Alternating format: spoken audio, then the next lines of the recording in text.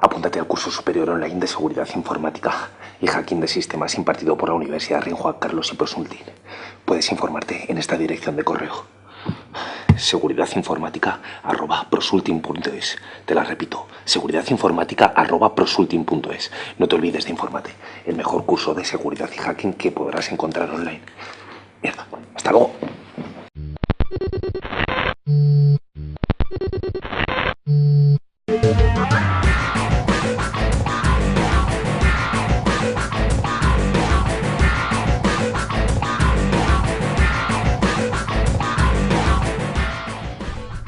Y de vuelta en Mundo Hacker, programa 6323. Yo no soy Antonio Ramos, soy el hijo de Antonio Ramos, después de estar 30 años con vosotros. Bueno, hemos vuelto, gracias por vuestra paciencia, hemos estado preparando algo interesante de A Black Hat, que estuvo nuestro compañero Yago Hamsen, invitado de reportero en ella. Espero que lo veáis en la última sección del programa. Y el tema que traemos hoy es bastante interesante, que para nosotros pensábamos que todo el mundo debe saber, y es la criptografía. El cifrado de datos, etcétera. Y qué mejor que eso, tener a colaboradores habituales como de costumbre. Rubén Martínez, con nosotros. Hola, ¿qué tal? Soy alias Anonymous. Rubén, muy bien. Con nosotros Jean-Paul de vuelta, de que ha estado fuera una temporada. Hola, ¿qué tal? Bienvenidos al programa. Y, cómo no, en este caso, ¿quién mejor que Deathmaster, Ramiro, de invitado de nuevo? Hola, hola a todos otra vez. Sí, como sabéis, Ramiro es esa persona que hacía en Hack4Crack las delicias de estas revistas con las que pasamos nuestras infancias y nuestra adolescencia. Yo no recuerdo escribir esa. Joder, ¿quién ha metido las revistas porno entre la de Hack4Crack? Aquí tenemos distintos talleres criptográficos que Ramiro escribió. Y bueno, lo que debo definir es, ¿qué es la criptografía? Y qué mejor, Ramiro, estaba para ti. Pues la criptografía, digamos, es un arte o ciencia que se encarga de, digamos, ocultar o dificultar la lectura de los mensajes. Forma parte junto al criptoanálisis, de lo que conocemos como criptología, que es un campo que abarca, digamos, las dos vertientes. Criptografía, que se encarga de ocultar, digamos, el acceso a la información, de dificultar el acceso a la información, y criptoanálisis, que se encarga de acceder de forma ilegítima a información que ha sido cifrada. Vale. No queremos que nuestras esposas sepan de nuestras amigas. Aventuras amorosas. Claro. Entonces lo ciframos, eso estamos diciendo. Utilizamos Sí, es uso criptografía. más extendido, ese, sí. Bien, entonces tenemos que criptografía, pues es eso, podemos decir que es una ciencia, ¿no?, que utiliza los métodos lingüísticos para hacer inteligible un texto claro ante intrusos como nuestra esposa, o personas que digamos que no los lean, ¿no? Rubén, ¿quieres aportar algo? Te ves un poco pálido, Rubén. Sí, es que la verdad es que esta careta me fastidia un poco. Bien, pues estamos en criptografía y sí sería importante saber que muchas veces confundimos el codificar con cifrar o encriptar. Encriptar no... Eso no, Sí, no lo digáis. Eso no me claro gusta. en este programa, Sí, que sí, no sí. es encriptar. Cada vez que Por favor, dices no. encriptar, ¿mueren Sí. cuántos gatos? Cada vez que dices encriptar, Dios mata a un gatito, y los Encriptar, gatitos son encriptar, como las encriptar, direcciones encriptar, IP versión encriptar, 4 encriptar. que se acaban, ¿sabes? O sea, que no hay más. nos estamos quedando sin gatos. Sí, sí, sí. Y es culpa de encriptar. Es culpa de Jean-Paul. Vale. Codificar. Entonces, ¿qué entenderíamos cuando hablamos de codificar? Bueno, Codificar, la diferencia entre codificar y cifrar, codificar simplemente es expresar una misma información de una forma distinta. No estás ocultando o dificultando el acceso a la información. Formas de codificación pueden ser simplemente distintos lenguajes, lenguaje natural, inglés, castellano, francés, o hablando ya en jerga informática, codificación ASCII, Unicode, Base base 64, 64, pero realmente ahí siempre se está transformando la información de la misma forma, Claro. y esa transformación es la transformación de codificación. Se habla en código, se dice algo, Exacto. pero se entiende otra cosa. Vale, Quiero bueno, echar un polvo. ejemplo- un No ejemplo- es que quiera echar un polvo. Realmente es un error muy común y se ve mucho en televisión, en películas, series. Dicen, está en código, está codificado. Bueno, Está codificado, ¿no? es un error muy común. Si tienes 24 segundos y una tía de rodillas para O sea, romper está la codificado, se puede leer de otra manera. Está cifrado, es que no se puede leer. Vale. ¿Quieres aportar algo, Rubén? bueno, digamos que el hecho de codificar, un ejemplo claro podría ser de hola en español, que sería, y hello en inglés, ¿vale? Digamos que fonéticamente y sintácticamente y morfológicamente son completamente distintos, pero el significado es lo mismo, ¿vale? ¿Y no sería más fácil el ejemplo que en el número 27 de Hack4Crack Original aparece donde mamá en minúscula, mamá en mayúscula? También. Una manera de codificar. Me suena ese ejemplo. Bien, y cifrar, Cifrar, porque ya hemos acabado con codificar. Cifrar lo que hacemos es aplicarle, aparte de un algoritmo, una clave, ¿vale? Y el paso es el siguiente. Tenemos un texto plano o texto en claro, y ese texto lo que vamos es aplicarle un algoritmo y una clave, que lo que vamos a sacar de ahí va a ser un texto cifrado o un criptograma, también conocido. El Rubén viene bien preparado. Sí. Jean-Paul. Sí, hoy día viene bastante inteligente, Rubén. Aparece un concepto muy importante, que es la clave. Sí. La clave es el corazón, podemos decir, del cifrado, ¿no? Sí. ¿Qué aporta en este caso la clave? Que podemos utilizar un algoritmo. Pues la cosa está en que cuando nosotros queremos cifrar, nosotros aplicamos unas transformaciones de cifrado y ocultamos, digamos, el mensaje. Pero claro, luego eso lo queremos recuperar. Entonces, tanto el proceso de transformación en el sentido de cifrado como en el sentido de descifrado tienen que ser procesos que funcionen de una manera explícita, una manera unívoca y que seamos capaces de recuperarlos. Entonces, claro, un proceso de transformación unívoco, pues entra el concepto de algoritmo. Es un algoritmo de cifrado. Pero un algoritmo, por su propia definición, debe ser algo unívoco que siempre funcione igual. Es igual. Misma entrada, misma salida.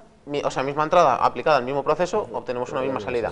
Como no es conveniente hacer eso porque queremos que la salida no sea siempre igual, para que varíe hay que variar la entrada, porque el proceso no puede variar. Con lo cual, ahí es donde está la clave. Hay dos entradas. Yo tengo un secreto. ¡Oh! ¡No es Rubén! Anda, nos tenía engañado. ¡Nos has engañado! Creo que es Jesús. descifró su cara. Sí. Jesús está... Lo tengo encerrado en el maletero de mi coche. Joder, nos habías engañado a todos, Rubén. Jesús. ¿Lo habéis pensado? ¿Creíais que era Rubén? Yo te lo juro, 100%. Pero si esto está pixelado, ¿cómo te lo puedes creer? Porque que... ahí después hablaremos al final de escenografía, por eso hemos traído la fotografía. Yo pensaba que estaba lento. Bien, pues en este cifrado que... Entonces estamos diciendo que lo que estamos hablando en la clave es que yo tengo un secreto, utilizo este secreto para cifrar un mensaje, y si luego quiero compartir este secreto o ese mensaje oculto con otra persona, yo debo compartir mi secreto con esa otra persona. Luego él aplica el secreto y ve el mensaje oculto. Criptografía simétrica. Claro, ahí es la manera en la que se otro punto. La manera en la que se comparten esos secretos chungo a veces. no siempre deben compartirse. O sea, depende de la técnica. Es una práctica normal, sí. O sea, yo cifro lo más normal, agarro WinZip o WinRAR, ¿no? Claro. Lo empaqueto todo, le ponemos una contraseña, lo enviamos por correo y le decimos en el correo, oye, la contraseña tal para abrir la... Sí, eso tiene pero aquí es donde nacen en verdad dos conceptos, lo que es la criptografía simétrica, que viene a ser lo que estamos hablando ahora, que existe una clave única y el problema del traspaso de esa clave y el secreto compartido, y la criptografía asimétrica, ¿no? Entonces, ¿qué sería la criptografía asimétrica? Pues, a diferencia de la criptografía simétrica, donde tenemos el problema del secreto precompartido, que es cómo intercambio la clave que utilizo para proteger el mensaje, lo que decía Jean-Paul, necesito traspasar el secreto, ¿cómo le paso ese secreto cifrado? Bueno, entras un poco en la pescadilla que se muerde la cola.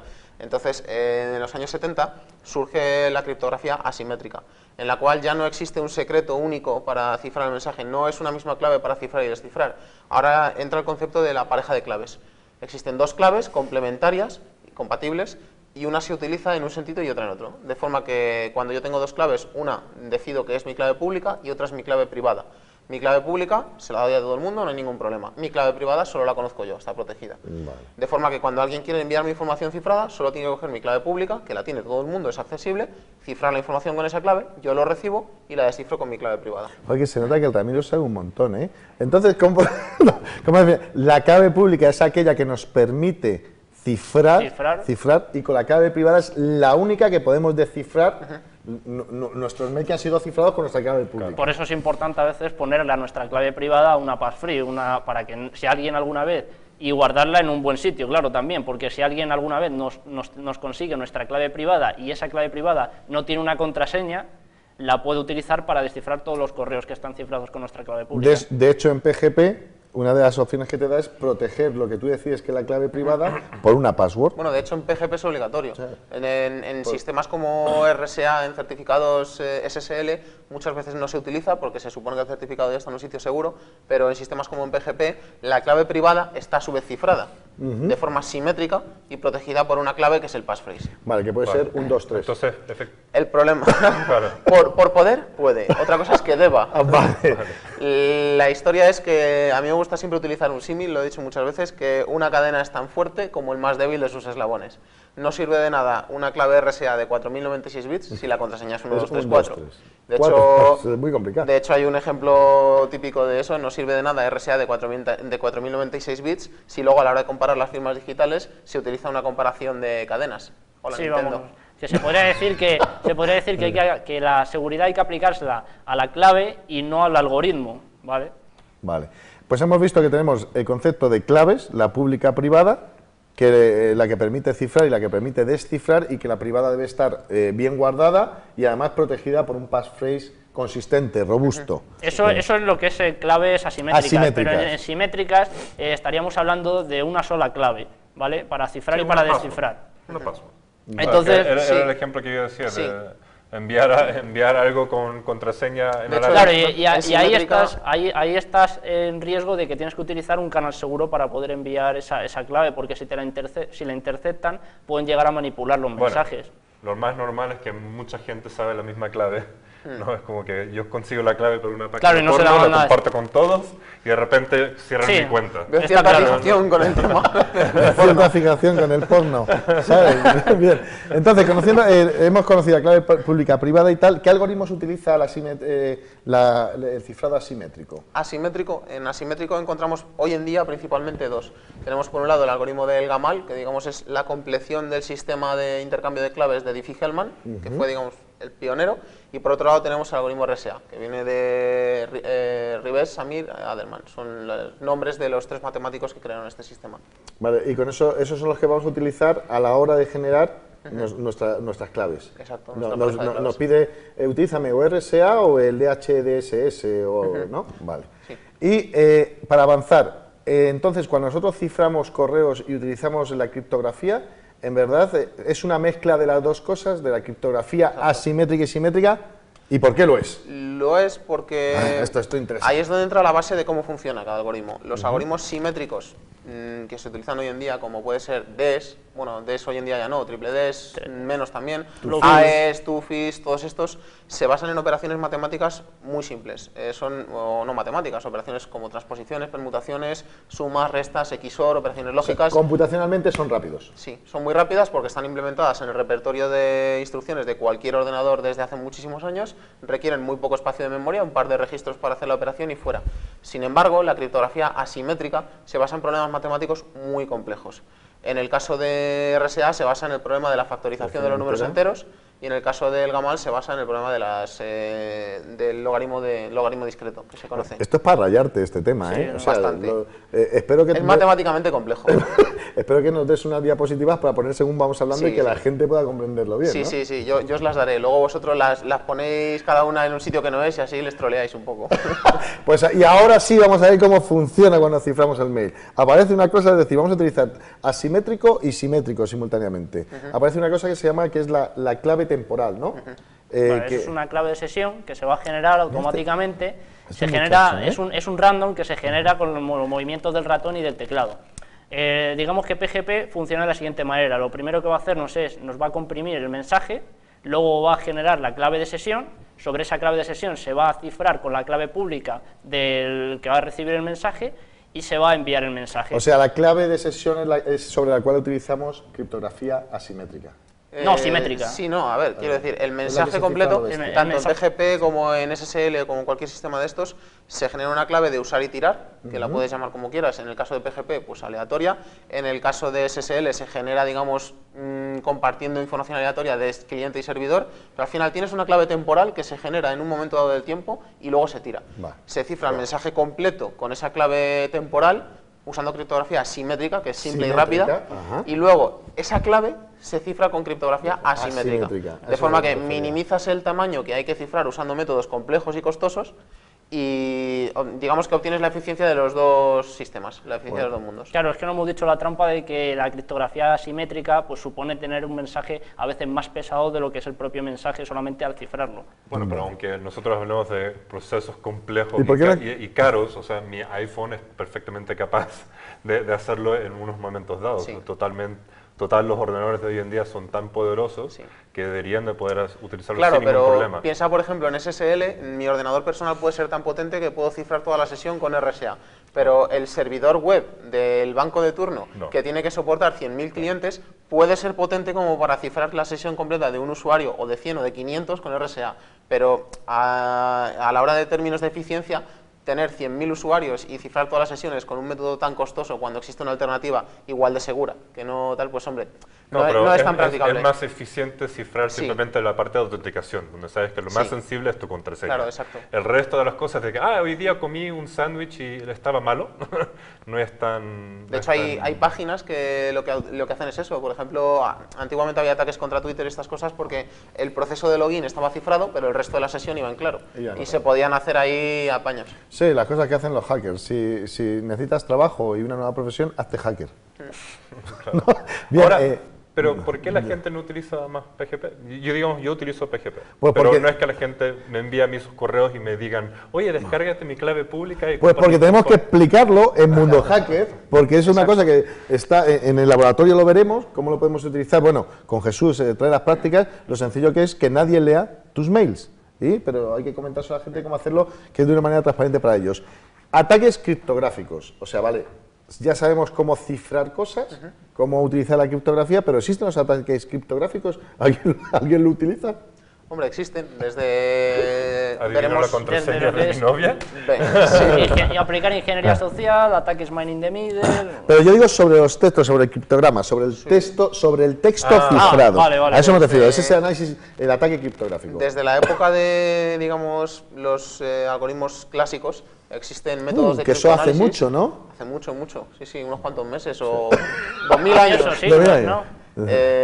Existen métodos criptoanalíticos para poder obtener información y hoy en día esto ha ido evolucionando a lo largo de todos los algoritmos clásicos, la máquina Enigma, todo esto, y hoy en día en criptografía digital siguen existiendo distintas técnicas para, digamos, intentar encontrar debilidades en los algoritmos que nos permitan obtener pistas. Entonces, existir existe. Un ejemplo es la fortaleza de RSA se basa en el problema matemático de la factorización de números enteros, que es lo que hemos comentado antes. Pues ese es un problema que a la hora de intentar romperlo... Ahí empezamos con el ordenador cuántico, el que nos vendió José Manuel, el que funciona con aire, ¿no? Ese. Vale, no, cuéntalos. Este sistema romper un RSA es un problema de complejidad exponencial. Entonces, eso en la teoría de la complejidad que se ve en computación, pues es algo que cuando aumenta un poco el tamaño de la clave, la complejidad de romperlo es estratosférica y no se puede, no es practicable. Ya, eso sí es un proceso que sí, de verdad, es costoso computacionalmente. Sí, de hecho, tardarías más en romper ciertas claves RSA que el tiempo de vida que llevamos en el universo. No está mal. En Yo el no- universo, yo al no loro, tengo ¿eh? tanta No hay que no llevar tengo bien- tanta paciencia. Bien. Entonces, un ejemplo es un algoritmo que inventó un matemático, que es el algoritmo de Shor, que reduce la complejidad y ya no es una complejidad exponencial, sino que es una complejidad logarítmica. Entonces, automáticamente la complejidad de romper este sistema decae, pero varios órdenes de magnitud.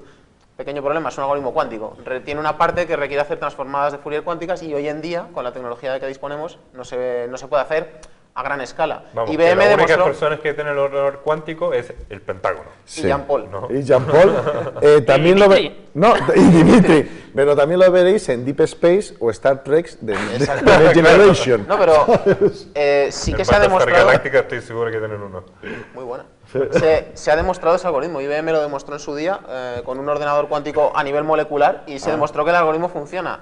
Es decir, es cuestión de tener... Los recursos, ¿sabes? Es cuestión de poder querer gastar los 100.000 millones en tu ordenador cuántico. Vale, Jesús, ¿quieres aportar algo? ¿Tú eres un tío inteligente?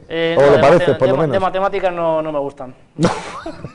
Un muchacho sincero. Bien, pero ¿qué utilidades? Es decir, porque estamos hablando... Bueno, la verdad que está quedando bastante claro, porque esto es difícil de explicar verbalmente. Pero ¿qué utilidades o qué aplicaciones en el mercado hay, ¿no?, que nos permiten utilizar criptografía para hacer la vida más segura o más fácil? Más segura. Más fácil. ¿Enigmail?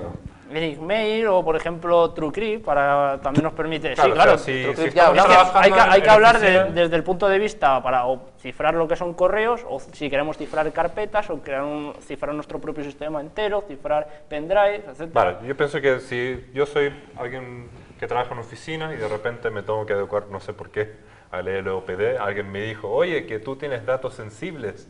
Vale, pues tendremos que cifrar de alguna manera esos datos. Esa información. Donde yo pienso que la gente que digamos, no tiene como millones de dólares para gastarse en un ordenador cuántico para cifrar, hay soluciones muy asequibles como TrueCrypt, Sí. que es open source, se descarga libremente, o sea, de manera que está disponible libremente. Sí, sí. Y lo mejor es que yo le digo, genérame un disco cifrado de 8 gigas, ¿no? Algo que pueda caber en mi pendrive, por ejemplo. Y lo llevo como un volumen y hay una versión ejecutable desde el pendrive también para abrir ese fichero de 8 gigas y ver qué hay dentro de ese fichero que está totalmente... Y te deja elegir todos los distintos tipos de algoritmos que tú quieras, desde los más estándares, como el AES, hasta los más complejos de mezclar Blowfish con AES, sí. con... Sí. Pues entonces tenemos que hay utilidades, Enigmail la veremos en la práctica, para utilizar cifrado de mails. Bueno, claro, el ¿sabes? cifrado que Sí, yo hablaba es sí. cifrado de cualquier cosa, ponerlo en una carpeta que esté cifrada. Enigmail, ciertamente para los correos. Para los los correos. correos. O sea, era ver determinadas aplicaciones que nos hagan la vida más fácil y podríamos utilizar. Sophos el- Encryption, por ejemplo, también ¿Sí? es una empresa Sophos, por lo que No también... jodas, que Sophos es una empresa. Sí, sí, sí, sí, Pues pero que que no también- paga, no hables de Sophos, a ver. No, pero bueno, tiene por un lado, saca herramientas para poder hacer lo que tiene la parte de TrueCrypt y otra pues también para cifrar lo que son correos electrónicos, también lo que muy hace interesante. Enigmail, ¿vale? Bien, y el tiempo se va reduciendo y podríamos hablar un poquitín de la firma digital, ¿vale? Para ya separarlo de lo que hemos visto que es el criptograma y el cifrar las cosas y qué aporta o en qué consiste la firma digital. Vamos. Pues antes hemos comentado un punto importante porque se ha hablado de clave pública, clave privada y cuando lo dije en su momento comenté que son dos claves compatibles y Complementarias, que yo leo tus artículos. Anda, chaval, lee un artículo de Ramiro. Ah, no, esa no es. Esa no, probablemente no tenga mucho que leer. Vale, es que continúa. Las dos claves son complementarias y yo decido que una hace el rol de clave pública y la otra hace el rol de clave privada. O Porque sea, además, hemos estado engañando a la gente durante todo el rato. eso es, Es verdad, valió para... sois unos hackers. Joder, qué hackers. La ingeniería social. Vale, disculpa, Ramiro. Lo que... No pasa nada. Las- Pero tú eres... Ramiro, el de ¿eres tú Hackcrack. el de Hackcrack? Sí, sí. Vale, De hecho una pone, careta encima, de hecho ¿verdad? pone en los cuadernos Ramiro, Deathmaster. Sí, eso mira, es. este chaval te leía en Sí. aquellos... Por allá año 2003, 2004. 2004 debería ser. Empezó por ahí, sí. fíjate. No me acuerdo, pero hace ya no sé cuánto. ¿Y dónde Pues está ya esto? sabéis, podéis hacer vuestras delicias con sus revistas. Esa no. Joder, sí. Antonio. Bien, firma digital. Sí. Lo has dicho, son complementarias las claves. ¿Qué es lo que ocurre? Que lo que yo cifro, digamos, utilizando cuando yo con una clave utilizo un proceso de cifrado, el proceso de descifrado lo tengo que utilizar con su clave complementaria, pero es que le podemos dar la vuelta. El mecanismo estándar es, todo el mundo tiene mi clave pública, entonces todo el mundo aplica una transformación de cifrado sobre mi clave pública y solo yo puedo aplicar la transformación de descifrado sobre mi clave privada. Sin embargo, si damos la vuelta al sistema, yo cojo una determinada información y aplico el proceso de cifrado a mi clave privada. La parte contraria sería que se debería aplicar el proceso de descifrado sobre mi clave pública. ¿Qué es lo que ocasiona eso? Ahí es donde entra la firma digital. Es decir, solamente yo, que poseo mi clave privada, puedo generar una firma digital válida. Porque tú con mi solo identidad. tienes la clave privada. Solo yo soy el que puede utilizar mi clave privada. Vale, explícamelo, pero a mí me gusta que me lo expliques, tío, como lo hacías en revista. Un texto, generas el hash del texto. Claro, bueno, y sobre eso viene- ese hash... Eso viene después, digamos. Ah, O sea, vale. la idea es que yo puedo generar firmas y cualquiera con mi clave pública puede verificarlas. ¿Qué es lo que ocurre? Que para verificar la integridad, si yo quiero cifrar, debo de poder recuperar todo el mensaje. No tiene sentido que yo comprima perdiendo información porque luego no la voy a poder recuperar. Pero en el caso de una firma, lo que quiero es verificar la integridad. Luego, a lo mejor, no es necesario, si mando un fichero de 1 giga, a aplicar cifrado sobre 1 giga solo para comprobar que lo he generado yo. Ahí es donde entran los algoritmos de hash, que son algoritmos unidireccionales de resumen. ¿Qué es una función hash? Tú que vas a explicar. quieres participar con nosotros muchas veces. Una función hash no es tienes ni puta idea, tío. Jean Paul, deja a Jean Paul, que es... Es una función inyectiva donde la imagen solamente Muy bien, este tío va a llegar lejos. Bien. Sabe matemáticas. Este tío ha estudiado matemáticas. Además de otras cosas, ¿no? Como lo que es fuerte frente a colisiones, que siempre es la entrada, la salida siempre es de igual tamaño y bla, bla. Lo podéis leer, Lo podéis leer en la revista. ¿En la revista? Sí, bien, pues disculpa, La que se lee, ¿no? vamos a utilizar la función hash en algún momento, ¿no? Lo que se hace es que yo tengo el mensaje que voy a enviar, que puede ir cifrado o no, y eso es independiente, y yo lo que hago es sacar un resumen de ese mensaje con una función hash, de forma que obtengo una, digamos, característica del mensaje pequeña, de un tamaño pequeño, que puede ser 128 bits, 256, 512, dependiendo del algoritmo. Como su huella digital, Y esa ¿no? información lo que hago es cifrarla utilizando el mecanismo de firma digital. Vale. De forma que yo le puedo enviar, por ejemplo, a Jean-Paul un correo con un fichero de 1 mega y mi firma digital de ese fichero va a ocupar muy poquito. Él descifrará mi firma, que contendrá el hash del fichero que yo calculé. Por su parte va a calcular el hash del fichero que ha recibido y si esos dos hashes coinciden, el fichero no ha sido alterado. Vale, y ahí conseguimos pues lo que la firma digital pretende, es decir, la integridad de la información, la autenticidad y el no repudio. Porque el que lo hizo fuese, porque era el único que tenía la Claro, carga que luego privada. no pueden decir, no, pero yo nunca te escribí ese correo. ¿Cómo que no? Sí, pues, tengo la prueba matemática para demostrártelo. pero no, es una pena que todavía la administración pública de Estado y todo esto que se pasan pajas mentales, ¿sabes? O sea, no, llevamos yendo hacia la firma digital así como 10 años, ¿no? Bueno, De sí, hecho, la todo firma digital, ¿cuándo se inventó? Esto, antes de los 80. La por firma ahí. digital en el 72, creo. Yo pensé que iba a Antes de decir- los 80, mira, yo decía los 80, 72, y llevamos, ¿cuánto? Como 40 años tratando de poner... No, de la hecho, una tecnología. aplicación que antes comentabais es el DNI electrónico, utiliza este sistema, utiliza certificados, yo en mi DNI electrónico tengo mi certificado privado y está protegido por un PIN, entonces cuando nos autenticamos contra la administración y hacemos cualquier tipo de transacción telemática en la seguridad social o este tipo de cosas, estamos utilizando el mecanismo criptográfico asimétrico, el híbrido, digamos, para obtener información a través de Internet y autenticándonos como ciudadanos con un certificado que nos emite la Fábrica Nacional de Moneda y Timbre. Como ciudadanos, me encanta ese término. Ellos están para protegernos Ciudadanos del y mundo. para espiarnos. Bien, pues ya, el tiempo ya va siendo reducido. Se le ocurrió a Jesús también maneras de ocultar la información o hacerla inteligible, pero en este caso es ocultar, sería introducir un poquitín. Estenografía, dijiste. No tiene nada que ver con el programa. ¿Sabes? Bueno, es otra manera de ocultar Es otra información. manera, ¿no? ¿Qué es la estenografía? La estenografía consiste en ocultar información, pues en este caso en fotografías, pero también se pueden ocultar información. en tías, en tías pelotas. En la rusa, Antonio. En la rusa. Sí. De manera Dimitri. que, de manera que lo que hacemos es, por ejemplo, pues, ocultar, puede ser desde un troyano, como hemos hecho bindeando siempre. Que O se un ha hecho, mensaje, o un que queremos mensaje. intercambiar. Un mensaje.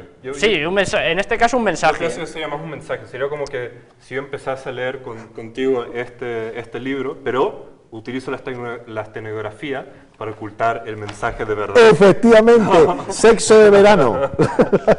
Pues no, yo pienso que será un tema, no, será un Sí, programa, eso. podemos dedicarlo a este tipo de técnicas de introducir información en cosas que son una cosa, pero que además llevan residente eso, ¿no? No sé si queréis aportar algo más, me parece súper entretenido este programa. Yo pienso que lo único de comentar de la estenografía es que la razón por qué se estudia esto no es tanto, obviamente, por querer ocultar, pero se estudia bastante porque los que lo utilizan para ocultar los mensajes son usualmente organizaciones como terroristas, del 11M. Criminales, hackers. Claro, Criminales. claro, los terroristas hackers, vamos. Los terroristas, hackers, criminales. Claro, como Bueno, Dimitri. otra cosilla más para comentar es lo de los anillos de confianza. Uy, ¿vale? es verdad, eso es importante. Sí, no, bien. Vale, no sé entonces- lo que es, pero dilo.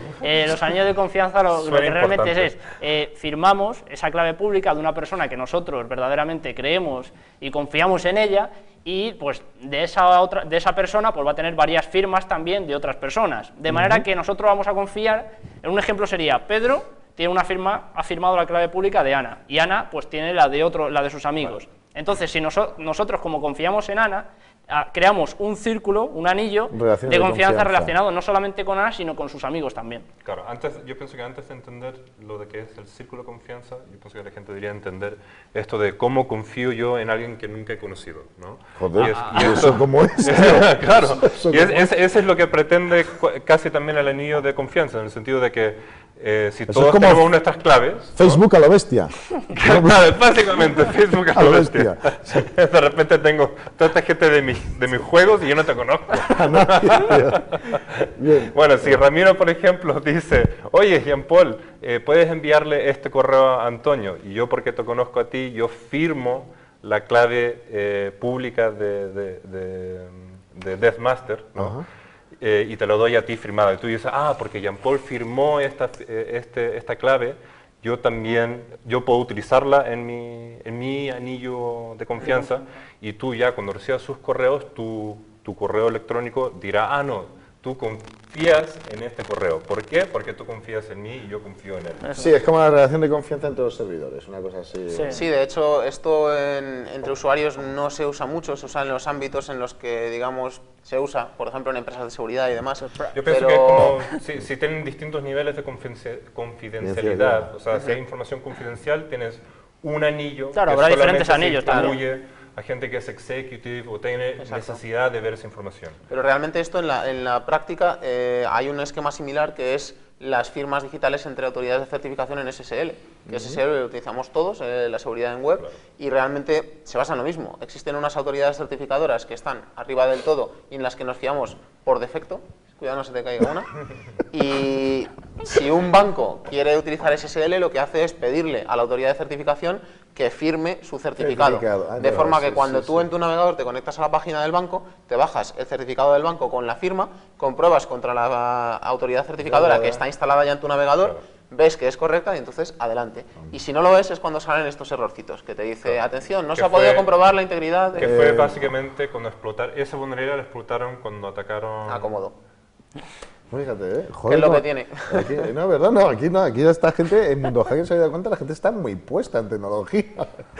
Bueno, pues vamos a ir concluyendo. Y seguimos siendo pobres, no sé por qué. Suele suceder, ¿sabes? Bueno, lo importante de esto es, el programa criptografía da mucho que hablar. Yo quiero que sea una primera parte de la introducción al análisis criptográfico y contar contigo de invitado para la parte 2. Siempre te Comentaros que veáis la parte de Black Hat, que Yao Hamsen ha hecho un esfuerzo importante yendo de reportero invitado a la Black Hat, tomando secuencias, entrevistando gente.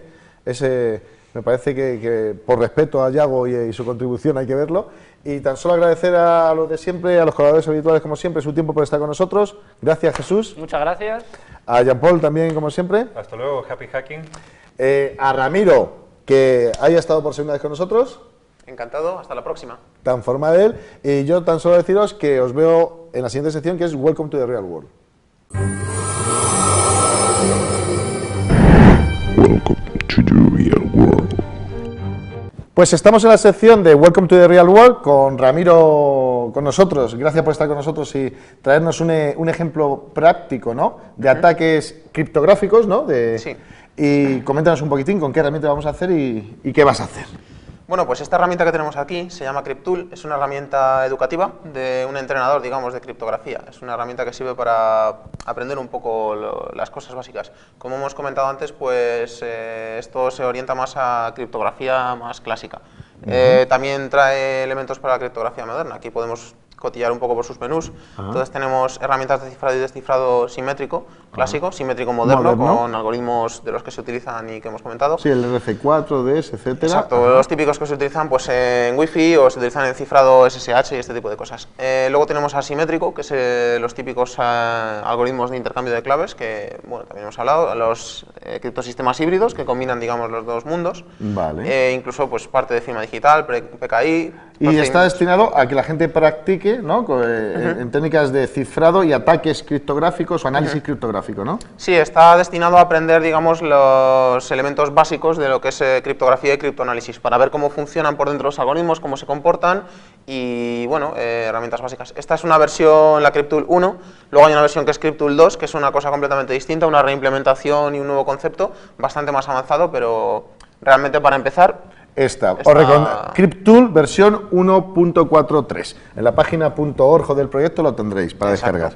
Bien, ¿y qué es lo que vamos a ver así, ejemplitos para que hayas traído algo así simple? Sí, bueno, pues vamos a ver algunas cosas que tenemos aquí. Entonces, vamos a abrir primero este Ejemplo 1. Entonces aquí vemos algo que parece ininteligible. Claro, no, es que eso no lo es ni el tato. Esto parece algo muy extraño, pero realmente esto está cifrado con uno de los mecanismos más simples de criptografía que se conocen, que es el algoritmo de César. Pues ya me parece difícil. Sí, así a simple vista no, pero realmente esto lo que tiene es que, bueno, vamos a el algoritmo de César, conviene decirlo, lo que hace es una sustitución monoalfabética. Cada letra se sustituye siempre por la misma letra.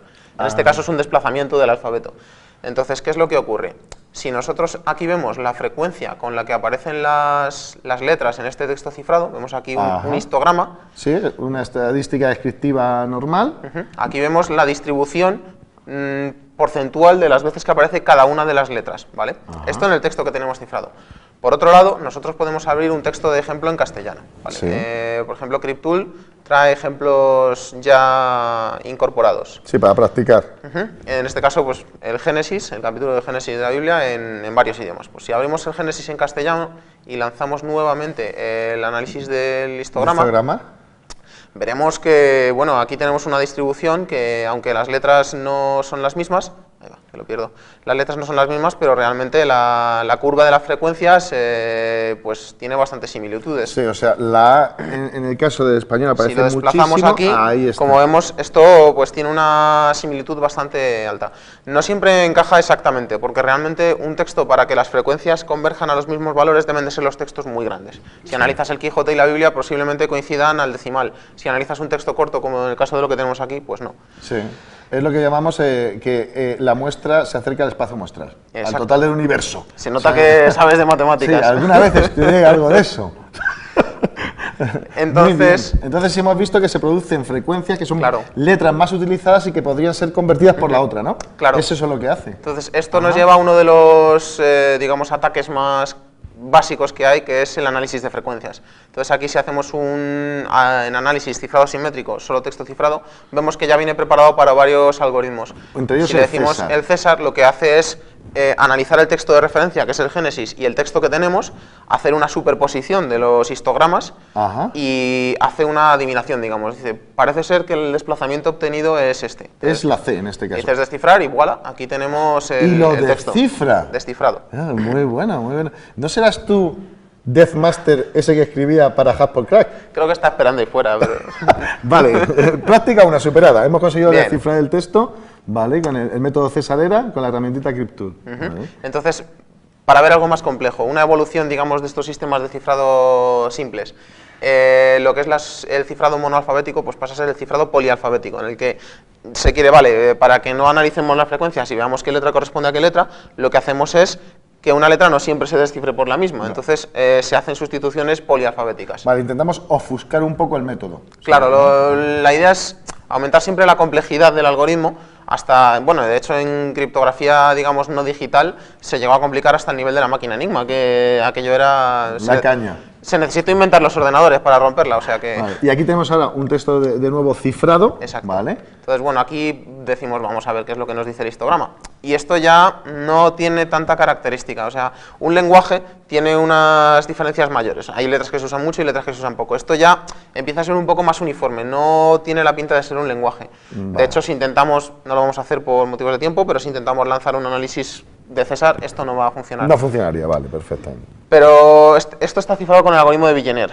Que viene incluido para ser atacado dentro de él, ¿no? Sí, viene para cifrar, hacer las pruebas y viene también para lanzar ataques. Entonces, si vemos aquí un análisis por el algoritmo de Villeneuve, esto lo que va a lanzar realmente por debajo, aquí tenemos el análisis de Villeneuve, por debajo lo que va a lanzar es un método que se llama método de Kasiski, que lo que hace es, viendo las repeticiones de grupos de patrones de caracteres, adivina el tamaño de la clave y a partir de ahí, pues viendo esa, digamos, comparando con determinadas construcciones del lenguaje se puede inferir una clave. Esto ya lo hace un poco, se puede hacer por fuerza bruta, se puede hacer de determinadas maneras, pero lo importante es saber el tamaño de la clave. Vale, que es ese número 6 que nos ha salido ahí, ¿no? Y es cripto, ¿no? Cripto. Esto lo que hace es que si nosotros tenemos grupos de caracteres que en el texto en claro siempre se cifran con la misma parte de la clave, siempre van a cifrarse igual. Entonces, aunque una letra no siempre se cifre con la misma, si tenemos los 3 mismos caracteres en el texto original que coinciden con los 3 mismos caracteres de la clave, nos darán los 3 mismos caracteres cifrados. Vale. Y a partir de ahí es donde se rompe un poco este esquema. Entonces, si le damos a descifrar, nuevamente descifrado. Bueno, esto es automágico. Esto es... No, es muy interesante la herramienta. ¿sabes? Y un ejemplo más vamos a ver de... Esto ya no lo vamos a descifrar porque requeriría un proceso manual bastante más largo. Que este es el que le llamas tú... Vamos a ver ¿cómo se llama? lo que sería el cifrado homofónico. Homofónico. ¿Qué es lo que ocurre? Que como nosotros lo que queremos es que el análisis estadístico del texto cifrado aporte la menor información posible, lo que hacemos es, si la frecuencia de aparición de un carácter es 8 veces más que la de otro, asignamos 8 veces más posibles traducciones o, digamos, conversiones a la letra que aparece con mayor frecuencia.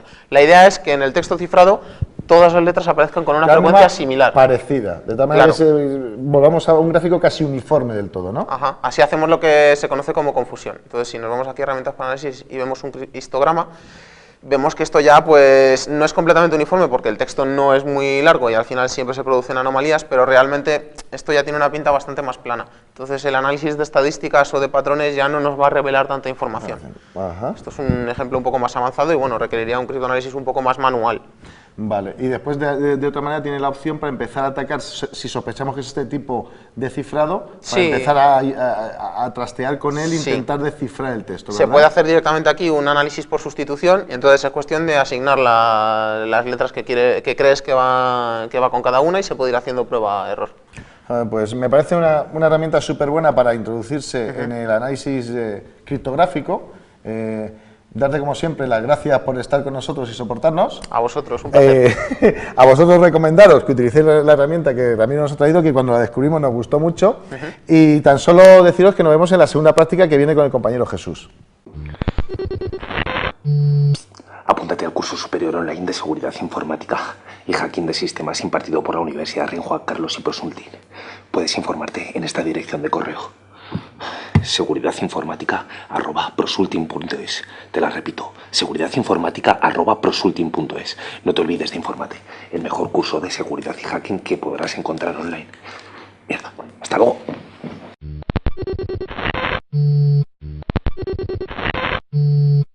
Y estamos de vuelta en el taller 2, donde vamos a ver criptografía aplicada con herramientas, y dar las gracias a Jesús por estar con nosotros. Muchas gracias, Antonio. Y cuéntanos un poquitín de qué es lo que vamos a ver. El Bueno, uso de... Enigmail, en este caso Enigmail, ¿vale? Enigmail es una herramienta que nos va a permitir cifrar los correos electrónicos, ¿vale? Para ello tenemos que tener una serie de requisitos, como tener instalado en el equipo Thunderbird O sea, primero, tenemos que tener Thunderbird. instalado. Lo siguiente será tener también PGP instalado en nuestro sistema, ¿vale? Instalar también Enigmail, ¿vale? Enigmail viene a ser, o sea, tengo Thunderbird, Enigmail viene a ser una especie de plugin. Es un plugin. Que agrego, Es un plugin que lo agregamos desde herramientas, Sí. complementos, ahí está, extensiones, dentro de la ruedecita esta, le damos a instalar complemento desde archivo y buscamos donde lo hayamos descargado, en el directorio donde esté, ¿vale? Entonces le daremos a abrir, a instalar, en unos segundos nos aparecerá una especie de ventana y nos dirá que en 3, 2, 1 se instalará el plugin y se reiniciará Thunderbird y nos aparecerá una nueva pestaña que pondrá OpenPGP. OpenPGP. Entonces tenemos Thunderbird, instalamos esta especie de plugin que es Enigmail y además tenemos que tener instalado PGP, que lo bajamos de la página oficial .org de Sí, PGP. y ya está. Ajá. O tú también lo has instalado con el... Con GPG for Win. Vale. Que es otra herramienta que podéis instalarlo con Cleopatra y bueno, trae varias herramientas más para cifrado de correos. Bien, pues en el momento que ya tengo configurado, es decir, ya estaría en disposición de generar esas famosas claves pública y privada que hemos estado hablando, ¿verdad? Vale. Entonces, vamos a la pestaña de OpenPGP y tenemos dos maneras de generar nuestro par de claves, o ir a administración de claves o utilizando el asistente de configuración. Administrador de claves, a lo macho. Vale, a lo macho, vamos a ir a lo macho. Vale, entonces, mira, por defecto hay veces que la primera vez que instalamos Enigmail no nos viene chequeada esta pestaña, entonces es bueno chequearla por si tenemos algunas claves que ya las hayamos guardado. Sí, claves públicas que nos ha enviado gente, etcétera, sí. O las nuestras propias. O las nuestras propias. Este va a ser nuestro contenedor de claves, ¿vale?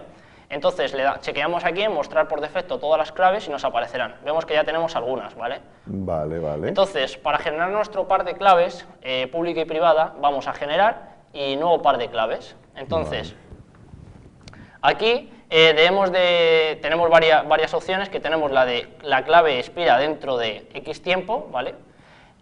Luego también en avanzadas podemos decirle el tipo de algoritmo que va a utilizar, RSA, RSA, en este caso. está bastante bien.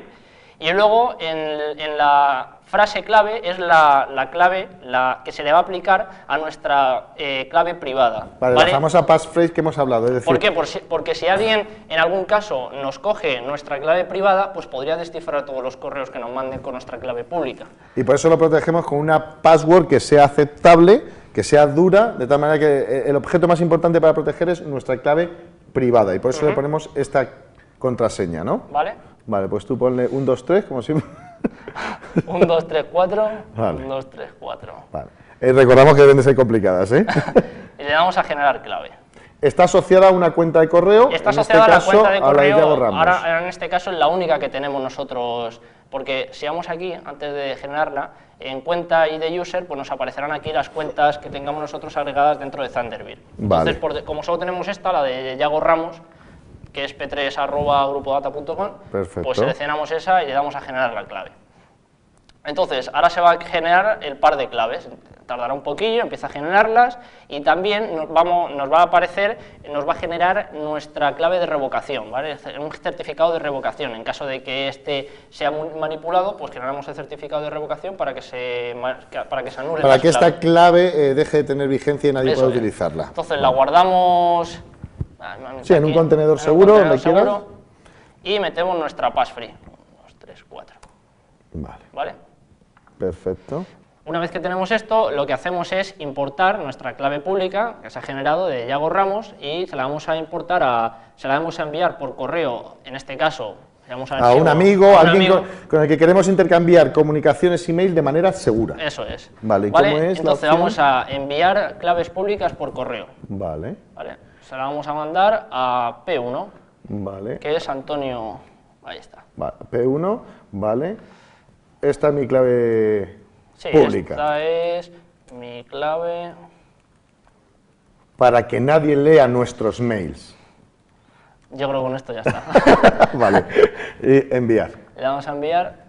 Vale, entonces. Vale, ahora el que recibe tendrá que incorporar esta clave pública a su repositorio Eso es en su contenedor de claves. y él podrá ya empezar a enviarnos mail cifrados a nosotros porque Ahora, tiene claro. nuestra clave pública, ¿no? Entonces, utilizando ¿Este en es nuestra él? clave, aquí nos ha Mira, llegado. ahí ha llegado. Esta es mi Ajá. clave pública. Entonces, esto lo que hacemos es guardamos la clave pública. Vamos a generar una carpeta.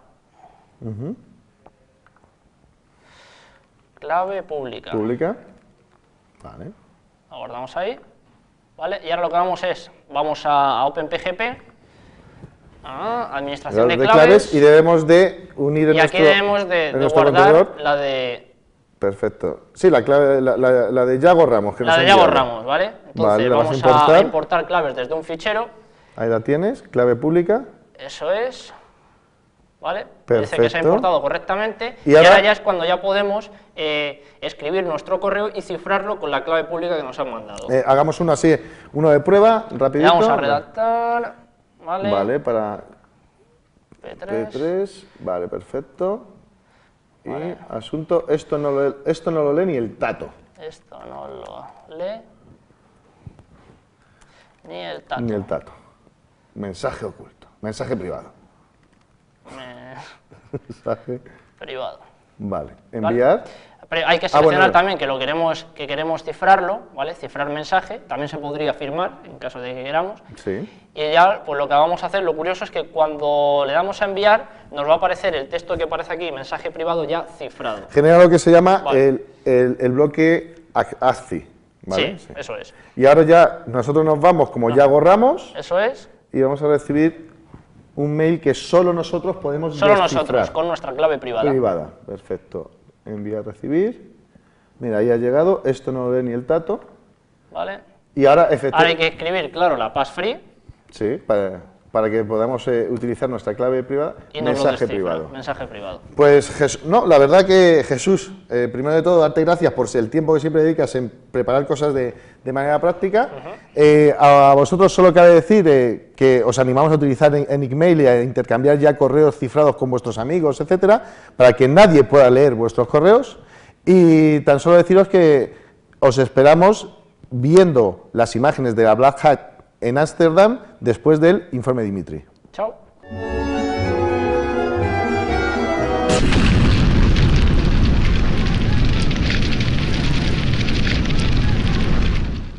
Hoy yo, el gran Dimitri, pondré a prueba la Agencia Nacional de Inteligencia.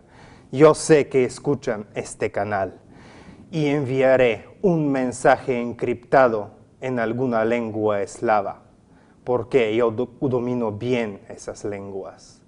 Les tengo troyanizados. ¿Acaso que ellos consiguen desencriptar mi mensaje? Lo sabré.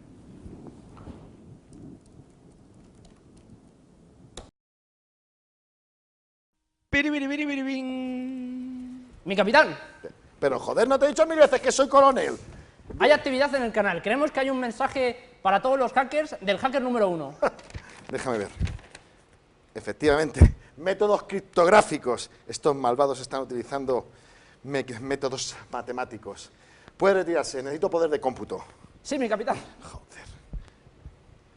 Presidencia de Gobierno. Tengo un DEFCON 2, Seguridad Nacional. Sí, quiero hablar con el presidente. ¿Qué?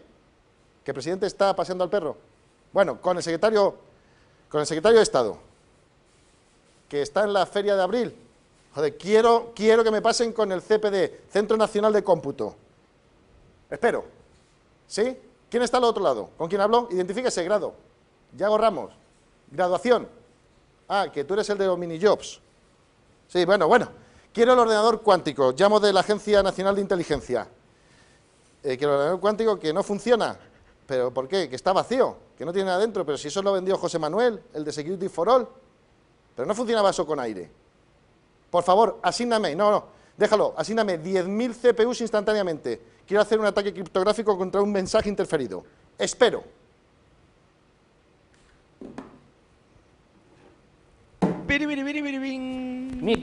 Coronel, Sí, llámame capitán otra vez. Dígame, que tenemos algo. hemos descifrado parte del mensaje y aparece un nombre, Dimitri. El este. Vuelven al ataque. Llama a los especialistas eslavos, a los que disponemos de ellos, si queda alguno. Sí, mi coronel. You wanna fuck with me? Mi capitán, permiso para entrar. ¿Cuántas veces he dicho que soy coronel? Perdón, mi coronel. Tenemos el mensaje descifrado, Trae. pero yo creo que las máquinas se han equivocado. Como especialista de lenguas eslavas, no creo que... Tú este no sea el tienes ni mensaje puta verdadero. idea. Yo soy un número, yo leo los números. A mí en mi promoción me llamaban el número pi. Míralo, efectivamente. Porón, pompero, que viva España. Os esperamos en la dirección abajo señalada y geolocalizada.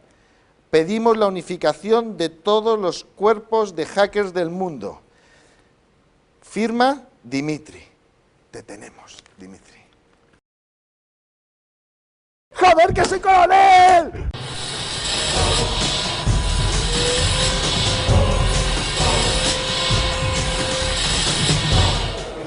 Hola a todos. Estamos aquí en esta edición 2012 de este congreso al que llegamos ayer, que se llama Black Hat Europe, que es uno de los congresos más conocidos, bueno, yo no lo conocía, no, es broma, es uno de los congresos más conocidos del mundo y este año celebra su edición 2012 en Ámsterdam, a diferencia de años anteriores que tuvimos la suerte de tenerlo en Barcelona, en España. Sin embargo, en Ámsterdam, la verdad que agradezco que haya sido este año aquí, porque me ha permitido conocer cosas muy importantes de Ámsterdam, como la marcha nocturna, pues los canales, todas esas cosas que hacen que el Congreso tenga un valor añadido, no solamente lo que serían las conferencias en sí, sino en sí el valor añadido del Congreso. Este año, además de todas esas marchas nocturnas, que no os voy a contar porque no vienen al cuento, este año os presentaremos algunas de las conferencias, de las ponencias muy interesantes que se van a presentar aquí. Entre ellas pues tenemos ponencias sobre dispositivos embedidos, sobre seguridad mediante troyanos, algún workshop muy interesante como basado en el lake del código fuente de Zeus. Tenemos cosas bastante interesantes que os vamos a presentar. Además de esto, hablaremos con la organización, de modo que nos cuenten un poquito de cómo se organiza un evento como este y de algunas de las cuestiones más interiores de la organización de Black Hat Europa. Espero que os guste este reportaje, que bueno, he intentado que sea divertido y que tenga algún valor añadido para vosotros. Esto también es Black Hat Europa. Estamos aquí en Black Hat 2012 a punto de entrevistar a Shane McDougall, que es un conocido experto en la trata de modelos de ataque. Ha hecho una serie de estudios sobre modelos de ataque y nos ha explicado una conferencia muy interesante en la que se hace un análisis exhaustivo de los actuales modelos que utilizan los atacantes. Vamos a presentarlo, es Shane McDougall. Hi, Shane. Can you please explain us a little bit so clearly for our viewers, our public, what was the conference like? Black Hat Europe, it's interesting. It's interesting. It's a lot smaller than Black Hat USA, but I like that. It's a lot more intimate.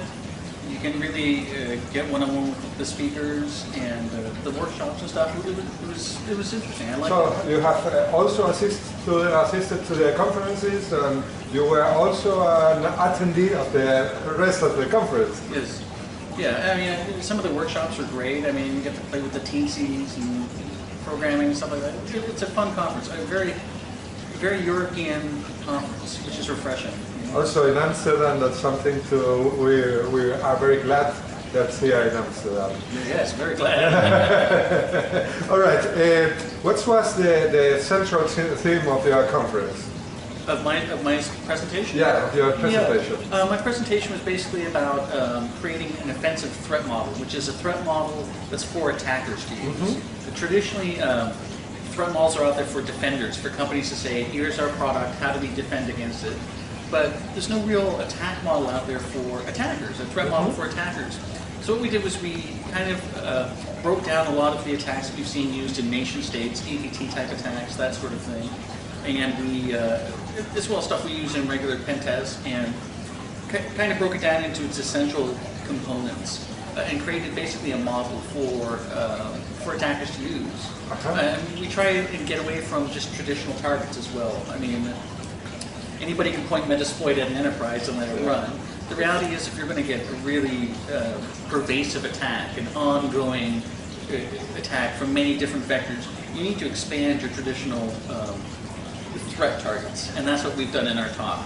We focus a lot on human element, non-traditional targets, like attacking employees' homes.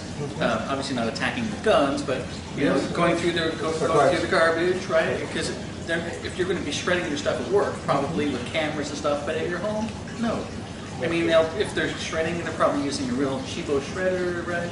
Their home is probably not well protected. Their home network's probably not well protected. We also break down the targets into who are some of the people they hang out with, their family, what are their hobbies, that sort of thing. Just break everything down into as small individual components as you can. Every asset breaks down into individual components, and then you see, how do I attack that particular component? It's the less secure theory. It's something like you have a very secure system in your enterprise, maybe, and then you just fly to another city, and in the airport you need a connection, and you connect to the open hotspot network, and there your security will be very exposed. So you analyze where the small parts of the security are to load such a sequence. You can get a better attack. Well, that's exactly right. And I mean, a lot of our talk too is about timing attacks, right? The right time, right place, and how you can really try and force those times of attacks. So, for instance, conferences are a perfect example. When someone's traveling, like you said, I mean, you can force those windows. It's the same thing when people have patch windows. You notice that a lot of enterprises get attacked successfully during patch windows. Well, it's the same thing with humans. When's the human patch window, or when are their environmental variables changing and most exposed to attack?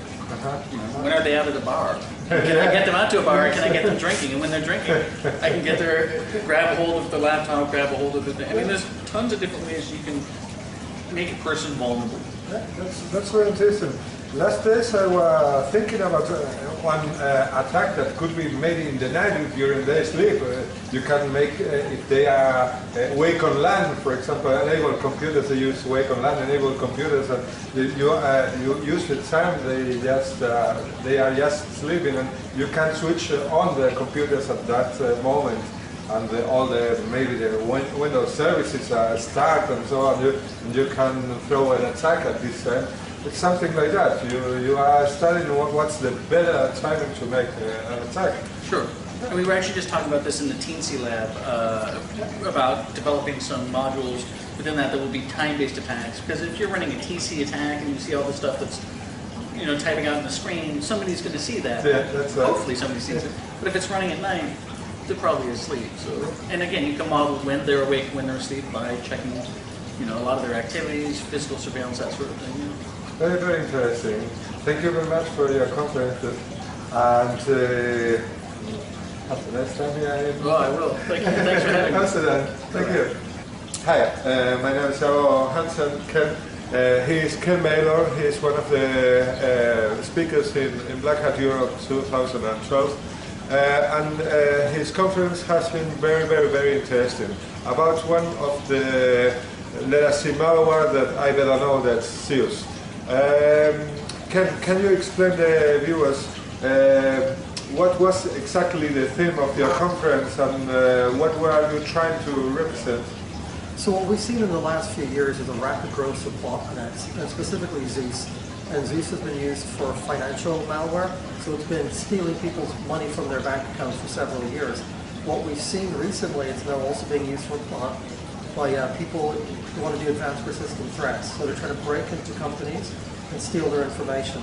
And the Zeus kit, unfortunately, is simple to use to do that. And one of the gaps we've seen is security researchers who are trying to defend their networks just don't really have the experience in Zeus to understand it, and therefore how to defend against it. They can read security journals, they can read intelligent articles, but if you ask them, well, how does it really work? How would I detect it? They really did not know. So what I attempted to do was give a good background on what it is, how it works, and then show people hands-on how to build their own botnet, and therefore they can understand what it's capable of, and therefore how to detect and eventually defeat it. That is very interesting because I'm in your point of view that to know malware you have to use it, to play with it, just to not only as a forensic view, also as a malware view, as a user view. So that was the thing you were explaining in just a little workshop with you about it. Another question: why do you think what's the leak of the source code of Zeus? What was the reason that it could be maybe just accidentally, or there is a more profound, more intense reason for the leak? That's actually, we don't definitively know. What we do know is that there's multiple versions of speculation. One of them thinks that the actual creator of Zeus leaked it purposely. At the time, there was an FBI Interpol operation called Operation Trident Breach. It took down a major Zeus crew, which is very closely linked to the author of Zeus. And many people think that at that time the author was very worried and just wanted to put that out there to distract attention. Other people think that the author of the Zeus code is making a lot of money out of it. So what he decided to do was, once he captured it, managed to take off the data protection. And believe it or not, there is no honor amongst thieves. So malware, people protect their own malware from unauthorized copying. So they think that once this person was able to figure out how to undo that they just released it purely out of malice. So we're not really sure. And what was the natural evolution of the Zeus code from the lake until now? Are there very big new versions that are then more dangerous, that are now more involved in banking, or what was the natural evolution of the lake? So when the leak occurred, first of all, everyone could actually get their hands on the source code, and they went in there and they looked at it. Now, some people, it was their first ever time getting hands on a really advanced version of malware. So what they did was they just customized it, and you had multiple Zeus crews, hundreds of Zeus crews, primarily around Eastern Europe and now globally, who've just taken and started deploying it. So banks and individuals have been just, it's been an exponential growth of malware. That's the first thing that happened. Then you've had people with competitive malware, such as SpyEye, and SpyEye is a competitor to the Zeus malware kit, and they've taken modules from Zeus that Zeus did better than it, and they've integrated it. So that's the second thing we've seen. Then the third thing we've seen is there have been whole new Zeus versions called ICE 9, and a new one called Citadel, which has recently come out, and that's just taking that to the next level, where they're actually offering customer support, feature review, and if you're a malware person, you can contact the Citadel crew and say, hey, I'm interested in a module that does X and Y. And they will actually take money and develop it for you. So Zeus has become a cottage industry, but it's rapidly growing into a much larger industry. Okay, thank you very much for your interview, and that was all for today. Thank you very much. Thank you very much. All right.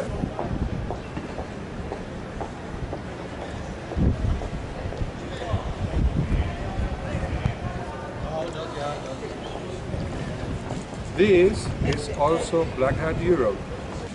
Estamos aquí con Simón Roses, ¿verdad? Roses, lo pronunciamos en español, entonces. Sí, Roses. Vale, Roses, que nos va a explicar qué hace un español en Black Hat 2012. Bueno, pues muchas gracias por invitarme a hablar con vosotros. Y bueno, pues yo la charla que voy a dar mañana, por la tarde, pues es una charla sobre vulnerabilidades en aplicaciones móviles, en smartphone. Y básicamente, pues un poco lo que se ha hecho en este proyecto, ha sido un proyecto de un poco más de. Y básicamente, pues ha sido bajarse algunas aplicaciones bastante conocidas, tanto de Android como de iPhone, y se han buscado vulnerabilidades. Entonces, mañana en la charla se van a presentar qué vulnerabilidades son, pero no se va a decir qué aplicaciones son para no tener problemas, vamos. Estamos hablando de compañías bastante famosas, de banca, redes sociales y bueno, pues podéis imaginar un poco por dónde van los tiros. ¿Y hacia dónde irían estas vulnerabilidades? ¿Qué podríamos esperar de la vulnerabilidad en sí? ¿A qué acceso nos daría? ¿A qué accederíamos? Bueno, pues hay un poco de todo. Hay tipos de vulnerabilidades de que sea scripting, inyección de SQL, contraseñas. He conseguido un montón de contraseñas sin ningún tipo de esfuerzo. ¿Qué más? Hay temas de permisos, aplicaciones que integran redes sociales que muchas veces a lo mejor no tiene tanto sentido, recogida de información, que muchas aplicaciones recogen una cantidad exagerada de información del dispositivo. O sea, hay un montón de serie de vulnerabilidades que expondremos en la charla. Esa vulnerabilidad dependerá también del manifiesto de esa aplicación, o sea, de los derechos que tenga la propia aplicación en sí para obtener información. Exacto. Hay algunas vulnerabilidades que sí están relacionadas con el manifiesto, otras no. Y del manifiesto también pues hablaremos también de vulnerabilidades en gente que los manifiestos que están mal configurados o requieren demasiados permisos de aplicación cuando no hace falta. Todo eso también lo vamos a cubrir ahí eso en Android. Luego en iPhone pues hay otro tipo de vulnerabilidades, ¿no? Vulnerabilidades, como conocerás en iPhone, aquella que fue muy conocida el año pasado de la geolocalización, por ejemplo, de la extracción de registros, por ejemplo, del propio sistema, ¿no? Sí. Eso, por ejemplo, bueno, es lo que también, eso exactamente, pues que Apple, pero al final todos, Google también recoge información, Apple, pero luego también hay un montón de empresas pequeñas que tienen, empresas, o sea, que no son los grandes, que también tienen aplicaciones con muchos usuarios y también recogen una gran cantidad de información. Entonces, también un poco la pregunta es, ¿quién te preocupa más, Google o Apple, que en el fondo por lo menos sabemos dónde están y quiénes son, o empresas que nunca has oído hablar que recogen prácticamente la misma información que ellos? Pues espero que sea muy interesante, te deseo suerte para pues espero que la gente disfrute y vea un poco las vulnerabilidades que hay en el tema de los móviles, porque hombre, ahora estamos hablando que muchas de estas aplicaciones tienen millones de usuarios, ¿no? Ajá. Veremos ese algo, extractaremos un poco de esa conferencia y sobre todo mucha suerte para mañana. Pues muchas gracias. Encantado. Gracias. Bueno, estamos aquí en Black Hat 2012 con otro español, con José Miguel Esparza de S21Sec, conocido en el sector, muy conocido en el sector en España y en otros países también, que ha venido a la vamos a decir, a la parte Arsenal de Black Hat y que nos va a comentar qué es lo que tiene preparado para nosotros. Sí, pues yo lo que vengo a presentar es una herramienta de análisis de PDFs. Ahora que las vulnerabilidades de PDF, ¿verdad? Sí, PIPDF. PDF, vale. Sí. Que entonces se encarga de analizar los documentos PDFs, intentando saber si son maliciosos o no, si tienen vulnerabilidades o no. Ahora que el tema de PDFs con vulnerabilidades están bastante de moda, como llevan unos cuantos años de moda. ¿Hay novedades en este sector últimamente en cuanto a lo que es vulnerabilidades en PDF? ¿Hay novedades en cuanto a nuevo código, nuevas posibilidades de inyección de código dentro de los propios archivos PDF? Hombre, cada año salen vulnerabilidades nuevas en el formato de PDF, en la Ruby Reader, y sobre todo, igual hace unos meses se ha incluido también el cifrado, que antes igual no se incluía, el cifrado de los propios PDFs, que se abren directamente sin necesidad de password y que dificultan un poco el análisis de esos documentos PDF. Ajá. En este arsenal en el que estás, bueno, alrededor de cuántos participantes suelen entrar en un workshop de este tipo? Pues depende un poco de cómo se celebran a la vez que las charlas, sí. Depende un poco también de con quién estás compitiendo en las charlas, ¿no? Claro. Pero bueno, por ejemplo el workshop que hizo otro colega de relación con PDFs también, pues que habría unas 25 o 30 personas más o menos a la vez, unas 40. Personas muy dedicadas a este mundo. Claro, pero es un tema muy específico de análisis de PDFs y documentos. Como muy directo. Pues muy bien, lo mismo te digo, suerte con toda esta workshop y felicidades por tu herramienta. Vale, muchas gracias. Encantado. Encantado. This is also Black Hat Europe.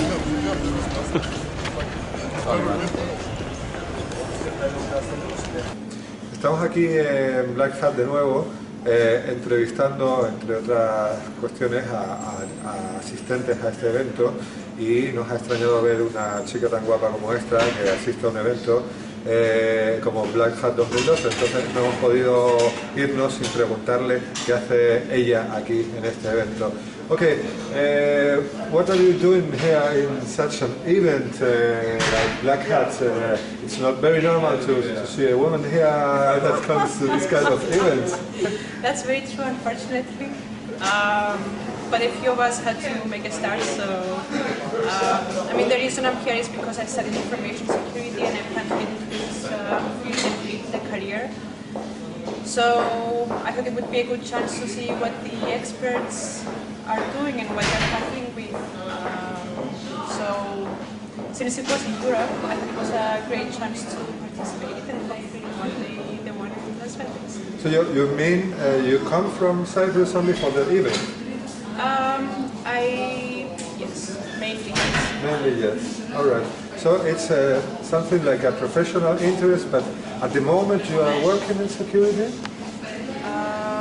In the moment I'm working in an IT firm, but it's not mainly security what I do. So I'm looking to get into security, and the main reason I'm here is to explore new possibilities and make a choice on the track I'm going forward. Oh, very well, very well. Have you assisted to the conferences or workshops? Sorry? Have you assisted to the conferences and workshops? What do you mean about that? That were good conferences? What do you expect from them? I'm very pleased from the outcome of most of them. I mean, the knowledge is very important, and the people who spoke know what they're doing, so it's very inspiring. I haven't attended any of the workshops, but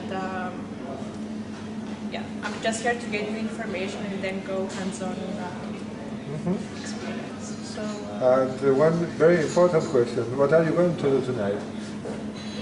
Depends what you have in mind. I don't know.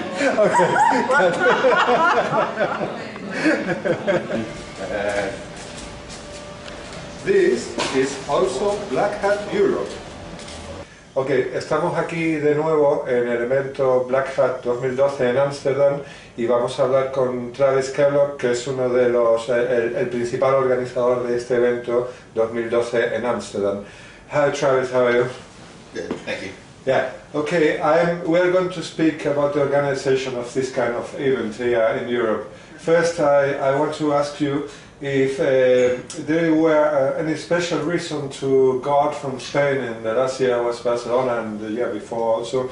What was the main reason to take other country, other place, other city to make the event? Yeah, we just felt that Amsterdam might serve as a better centralized hub for everyone, for the entire security community of Europe. A lot of people can just take a train to Amsterdam and that type of thing. So we really wanted to centralize ourselves a little bit more. Is there any personal reason also for Amsterdam?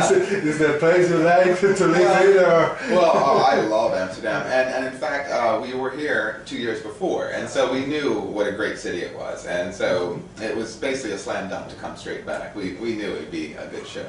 So, has it been easy to organize such an important, such a big event here in Amsterdam? It's easier than other parts because it is such an international city, and they're used to dealing with conferences and lots of external people coming in, and of course the Krasnopolski is a great hotel, and they can handle all of our people. Of course, it's difficult anytime you're organizing an event an entire continent away across an ocean. It can be a little difficult and challenging. But what could be the main difference between this event and the main event? Let us say main event in Las Vegas. We try and tailor the content for. Well, I shouldn't say we completely tailor the content because we try and bring the newest techniques regardless.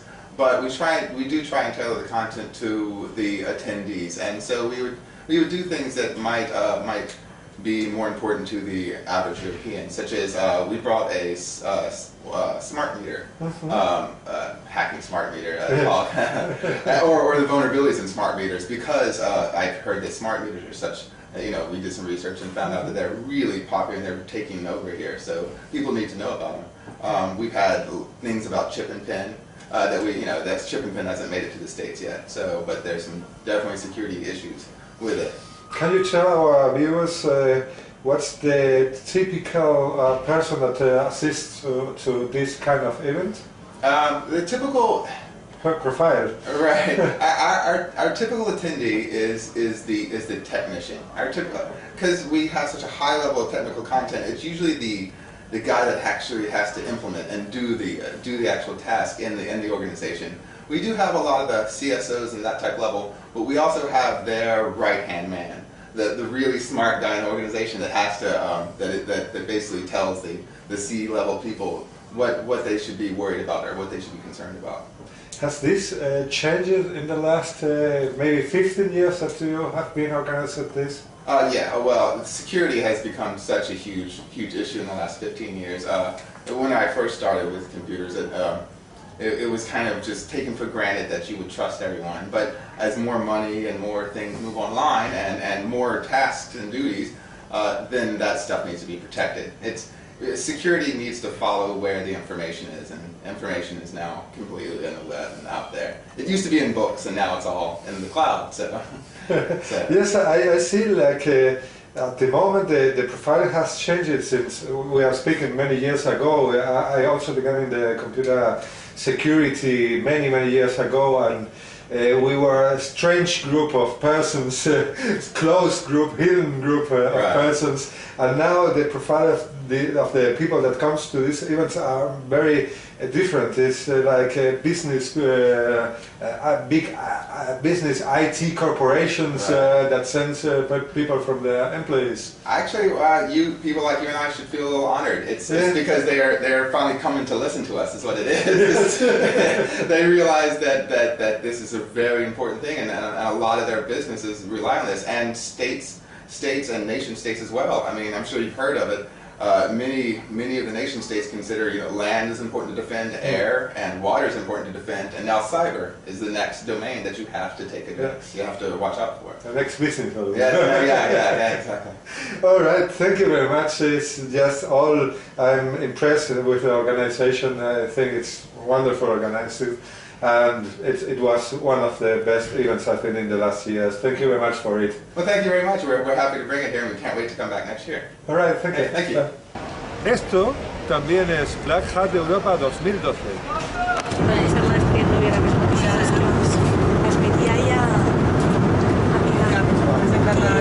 Bueno, como veis, esto se acaba aquí, como siempre acaba, en un avión camino de casa. Ya se acabó Black Hat 2012 este año. El año que viene veremos lo que pasa. Espero que os haya gustado el reportaje.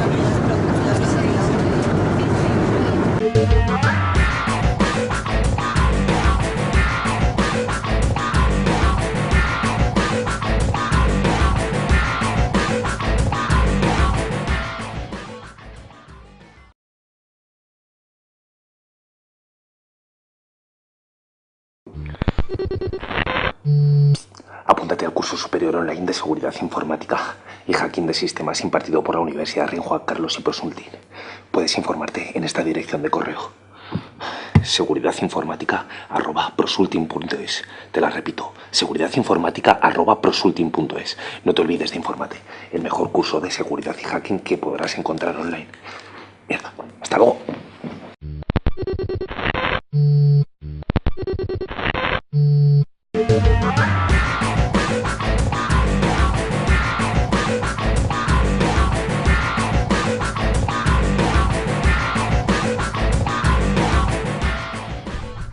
Y de vuelta en Mundo Hacker, programa 6323. Yo no soy Antonio Ramos, soy el hijo de Antonio Ramos, después de estar 30 años con vosotros. Bueno, hemos vuelto, gracias por vuestra paciencia, hemos estado preparando algo interesante de A Black Hat, que estuvo nuestro compañero Yago Hamsen, invitado de reportero en ella. Espero que lo veáis en la última sección del programa. Y el tema que traemos hoy es bastante interesante, que para nosotros pensábamos que todo el mundo debe saber, y es la criptografía, el cifrado de datos, etcétera. Y qué mejor que eso, tener a colaboradores habituales como de costumbre. Rubén Martínez, con nosotros. Hola, ¿qué tal? Soy alias Anonymous. Rubén, muy bien. Con nosotros Jean-Paul de vuelta, de que ha estado fuera una temporada. Hola, ¿qué tal? Bienvenidos al programa. Y, cómo no, en este caso, ¿quién mejor que Deathmaster, Ramiro, de invitado de nuevo? Hola, hola a todos otra vez. Sí, como sabéis, Ramiro es esa persona que hacía en Hackporcraft las delicias de estas revistas con las que pasamos nuestras infancias y nuestra adolescencia. Yo no recuerdo escribir esa. Joder, ¿quién ha metido las revistas porno entre las de Hackporcraft? Aquí tenemos distintos talleres criptográficos que Ramiro escribió. Y bueno, lo que debo definir es ¿qué es la criptografía? Y qué mejor, Ramiro, estaba para ti.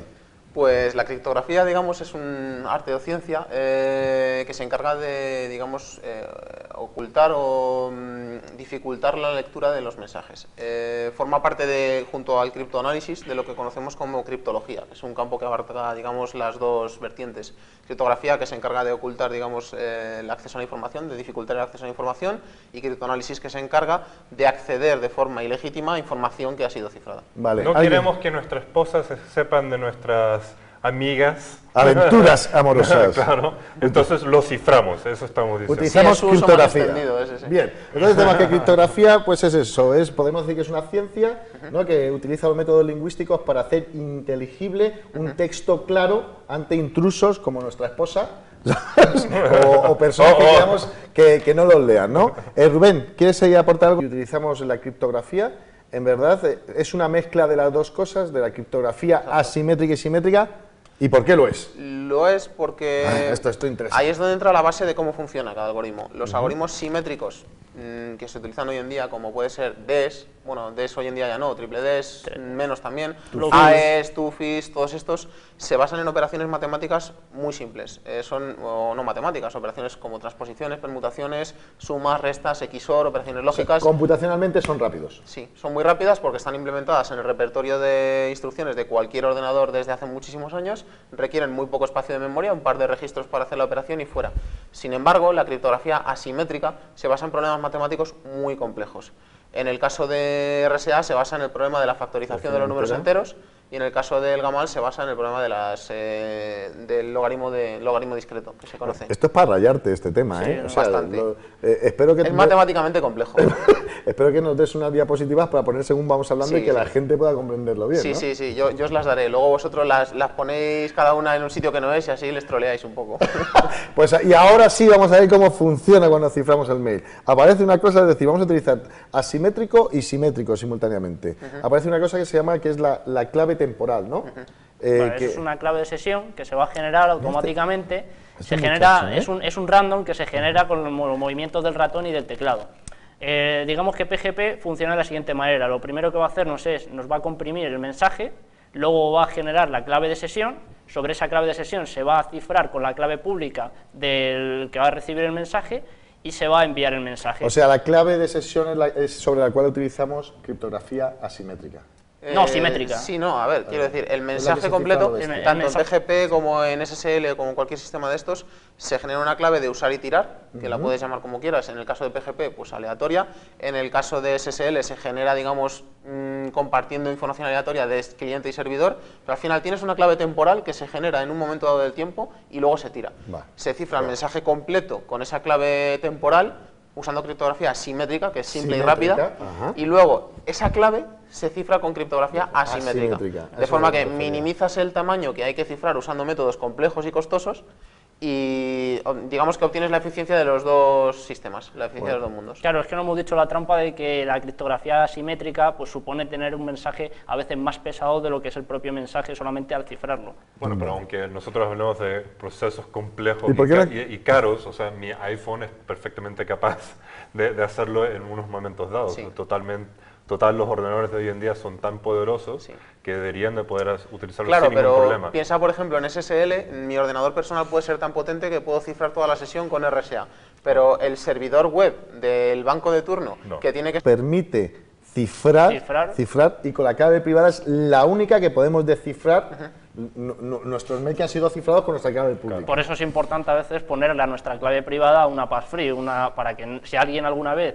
Y guardarla en un buen sitio, claro, también, porque si alguien alguna vez nos consigue nuestra clave privada y esa clave privada no tiene una contraseña, la puede utilizar para descifrar todos los correos que están cifrados con nuestra clave pública. De hecho, en PGP, una de las opciones que te da es proteger lo que tú decides que es la clave privada por una password. Bueno, de hecho, en PGP es obligatorio. Sí. En sistemas como RSA, en certificados SSL, muchas veces no se utiliza porque se supone que el certificado ya está en un sitio seguro, pero en sistemas como en PGP, la clave privada está a su vez cifrada de forma simétrica y protegida por una clave que es el passphrase. Vale, que puede ser 1, 2, 3. Entonces, el problema, por poder, puede. Otra cosa es que deba.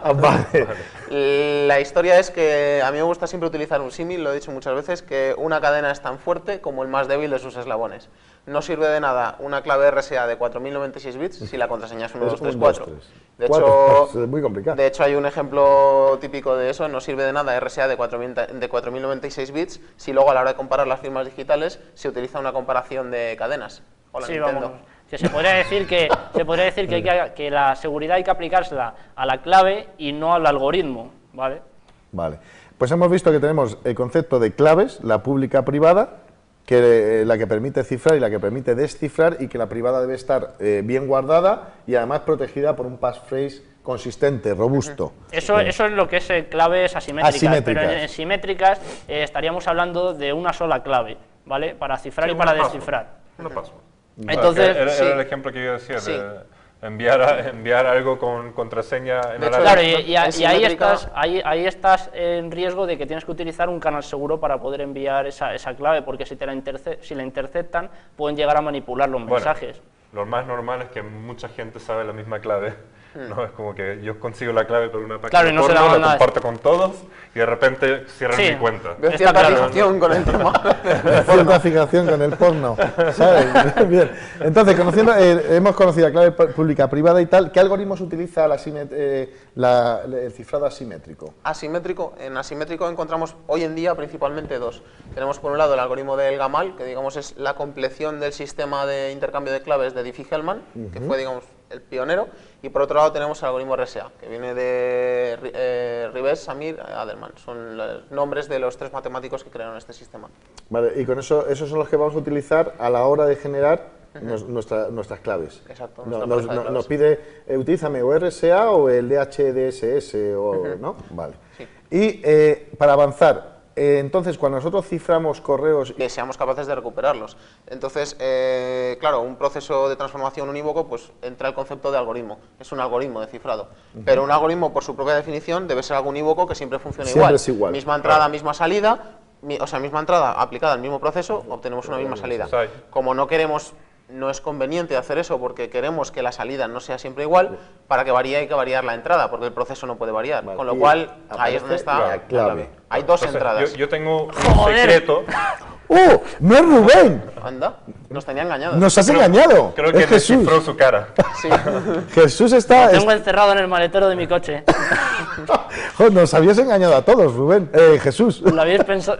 ¿Creíais que era Rubén? Yo te lo juro, 100%. Pero si esto está pixelado, ¿cómo te lo puedes creer? Porque ahí después hablaremos al final de escenografía, por eso hemos traído la fotografía. Yo pensaba que estaba lento. Bien, pues en este cifrado que... Entonces estamos diciendo que lo que estamos hablando en la clave es que yo tengo un secreto, utilizo este secreto para cifrar un mensaje, y si luego quiero compartir este secreto o ese mensaje oculto con otra persona, yo debo compartir mi secreto con esa otra persona. Luego él aplica el secreto y ve el mensaje oculto. Criptografía simétrica. Claro, ahí es la manera en la que la manera en la que se comparten esos secretos chungo a veces. No siempre deben compartirse. O sea, depende de la técnica. Es una práctica normal, sí. O sea, yo cifro lo más normal, agarro WinZip o WinRAR, ¿no? Claro. Lo empaqueto todo, le ponemos una contraseña, lo enviamos por correo y le decimos en el correo, oye, la contraseña es tal para abrir la... Sí, eso tiene pero aquí es donde nacen en verdad dos conceptos, lo que es la criptografía simétrica, que viene a ser lo que estamos hablando ahora, que existe una clave única y el problema del traspaso de esa clave y el secreto compartido, y la criptografía asimétrica, ¿no? Entonces, ¿qué sería la criptografía asimétrica?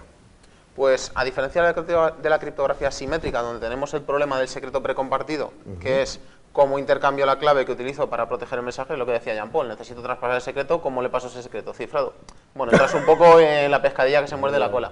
Entonces, en los años 70 surge la criptografía asimétrica, en la cual ya no existe un secreto único para cifrar el mensaje, no es una misma clave para cifrar y descifrar. Ahora entra el concepto de la pareja de claves. Existen dos claves complementarias, compatibles, y una se utiliza en un sentido y otra en otro. De forma que cuando yo tengo dos claves, una decido que es mi clave pública y otra es mi clave privada.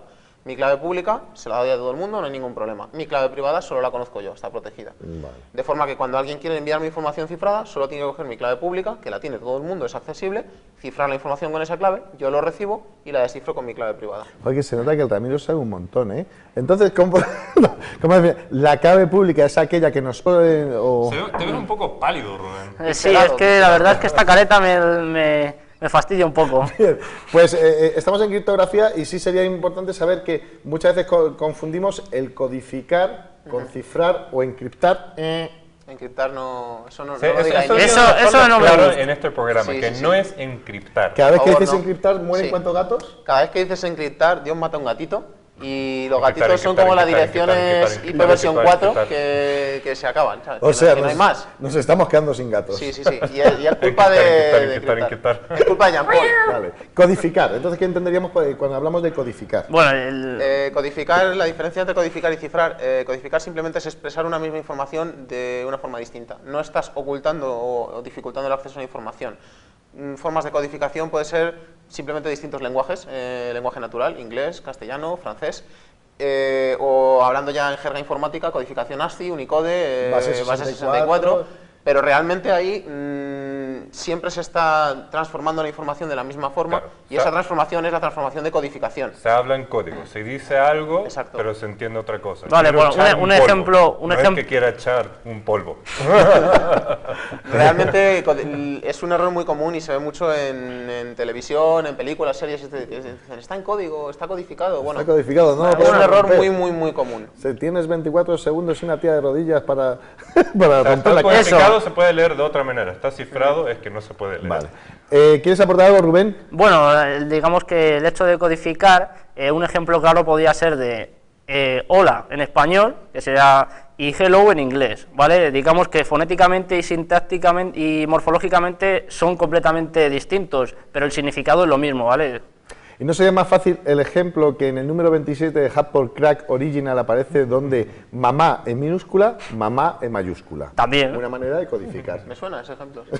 Bien, y cifrar, porque ya hemos acabado con codificar. Cifrar lo que hacemos es aplicarle, aparte de un algoritmo, una clave, ¿vale? Y el paso es el siguiente. Tenemos un texto plano o texto en claro, Y ese texto lo que vamos es aplicarle un algoritmo y una clave, que lo que vamos a sacar de ahí va a ser un texto cifrado o un criptograma, también conocido. El Rubén viene bien preparado. Sí, sí, sí. Jean-Paul. Sí, hoy día viene bastante inteligente, Rubén. Aparece un concepto muy importante, que es la clave. La clave es el corazón, podemos decir, del cifrado, ¿no? Sí. ¿Qué aporta en este caso la clave? Que podemos utilizar un algoritmo. Pues la cosa está en que cuando nosotros queremos cifrar, nosotros aplicamos unas transformaciones de cifrado y ocultamos, digamos, el mensaje. Pero claro, luego eso lo queremos recuperar. Entonces, tanto el proceso de transformación en el sentido de cifrado como en el sentido de descifrado tienen que ser procesos que funcionen de una manera explícita, una manera unívoca y que